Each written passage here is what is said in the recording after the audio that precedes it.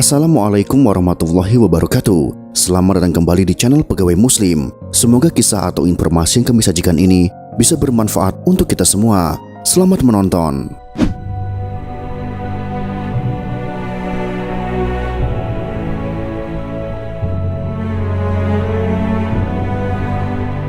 Segala sesuatu yang ada di alam semesta ini diciptakan Allah Subhanahu wa Ta'ala, tentu memiliki hikmah yang sangat penting untuk dijadikan sebagai bahan perenungan. Rasa takjub atas segala penciptaan itu tentunya harus berimbas pada semakin kuatnya akidah yang kita miliki. Termasuk salah satunya adalah Allah Subhanahu wa Ta'ala telah menciptakan bintang-bintang yang sangat indah. Kita bisa melihatnya ketika malam tiba.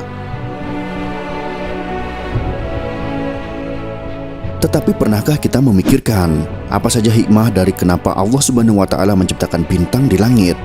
Berikut ini akan Pegawai Muslim ulas yang dikutip dari berbagai sumber.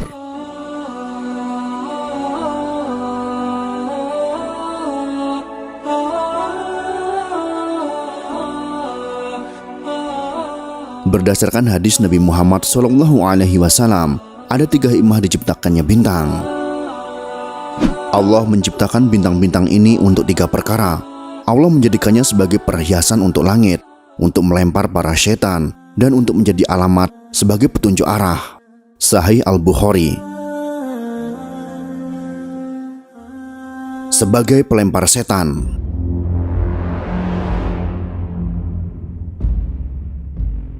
Hikmah diciptakannya bintang-bintang untuk melempar setan-setan yang akan mencuri berita dari langit. Hal ini sebagaimana terdapat dalam surat Al-Mulk. Dan kami jadikan bintang-bintang itu alat-alat pelempar setan, dan kami sediakan bagi mereka siksa neraka yang menyala-nyala. Quran Surah Al-Mulk ayat 5. Setan mencuri berita langit dari para malaikat langit, lalu ia akan meneruskannya kepada tukang ramal. Akan tetapi Allah Subhanahu wa Ta'ala senantiasa menjaga langit dengan percikan api yang lepas dari bintang. Maka binasalah para pencuri berita langit tersebut. Apalagi ketika diutus Nabi Muhammad SAW, langit terus dilindungi dengan percikan api. Sebagaimana Allah Ta'ala berfirman, "Dan sesungguhnya kami dahulu dapat menduduki beberapa tempat di langit itu dengan mendengar-dengarkan berita-beritanya. Tetapi sekarang barang siapa yang mencoba mendengar-dengarkan seperti itu, tentu akan menjumpai panah api yang mengintai untuk membakarnya. Dan sesungguhnya kami tidak mengetahui dengan adanya penjagaan itu, apakah keburukan yang dikehendaki bagi orang yang di bumi, atau Tuhan mereka menghendaki kebaikan bagi mereka." Quran Surah Al-Jin ayat 9 sampai dengan 10.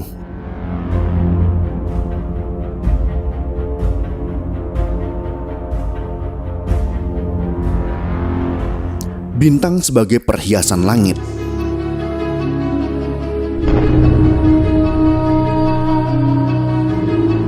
Bintang sebagai perhiasan langit sebagaimana tersirat dalam Quran Surat Al-Mulk ayat 5 yang berbunyi,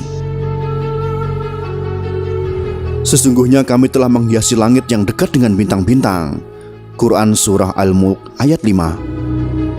Dari ayat tersebut sangat jelas sekali bahwa bintang menjadi perhiasan ketika malam hari tiba. Langit terlihat indah ketika malam hari dengan cahaya miliaran bintang yang ada di langit ketika malam.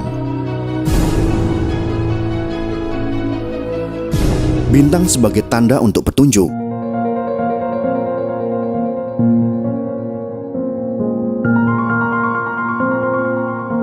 Sebagai penunjuk arah seperti rasi bintang yang menjadi penunjuk bagi nelayan di laut. Sebagaimana firman Allah Subhanahu wa Ta'ala yang berbunyi, "Dan dengan bintang-bintang itulah mereka mendapat petunjuk." Surat An-Nahl ayat 16. Dan firman Allah Subhanahu wa Ta'ala yang berbunyi, "Dan dialah Allah Subhanahu wa Ta'ala yang menjadikan bintang-bintang bagimu agar kamu menjadikan petunjuk dalam kegelapan di darat dan di laut." Quran Surah Al-An'am ayat 97. Ayat ini dapat diartikan bahwa Allah Subhanahu wa Ta'ala telah merekayasa bintang-bintang di langit, membentuk sebuah konfigurasi khusus sebagai konstelasi atau rasi bintang, sehingga dapat menentukan arah. Allah Subhanahu wa Ta'ala telah memberikan bintang sebagai petunjuk. Selama beberapa abad para pelaut dan penjelajah menggunakan bintang untuk menemukan jalan dan arah mata angin. Bintang adalah karunia yang besar bagi manusia yang dapat membantu manusia di saat tersesat.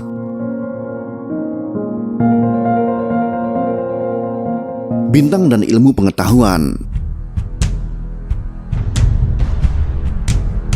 Jauh sebelum adanya ilmu falak atau ilmu astronomi, Al-Quran sudah terlebih dahulu menjelaskan hikmah diciptakannya bintang, yakni sebagai petunjuk arah atau rasi bintang bagi manusia. Perlu diketahui, ilmu astronomi adalah ilmu bintang yang melibatkan pengamatan dan penjelasan kejadian yang terjadi di luar bumi dan atmosfernya. Ilmu ini mempelajari asal-usul, evolusi, sifat fisik dan kimiawi, benda-benda yang bisa dilihat di langit, juga proses yang melibatkan mereka.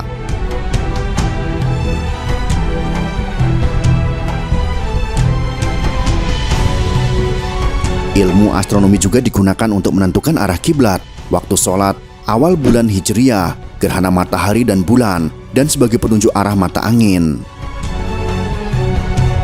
Para ulama berbeda pendapat mengenai boleh atau tidaknya mempelajari ilmu falak atau kedudukan bintang.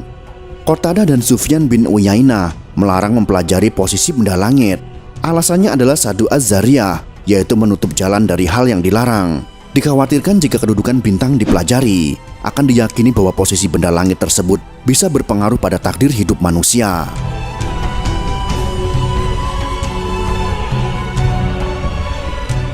Kebanyakan ulama termasuk Imam Ahmad dan Ishaq bin Rahuyah membolehkan mempelajari ilmu falak atau astronomi, disebabkan banyaknya manfaat yang diperoleh dari ilmu ini.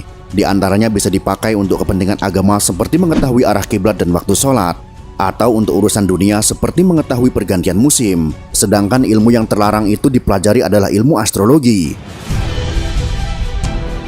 Dalam ilmu astrologi, ada keyakinan bahwa posisi benda-benda langit berpengaruh pada nasib seseorang. Padahal, tidak ada kaitan ilmiah antara posisi benda langit dan nasib seseorang. Wallahu a'lam bishawab.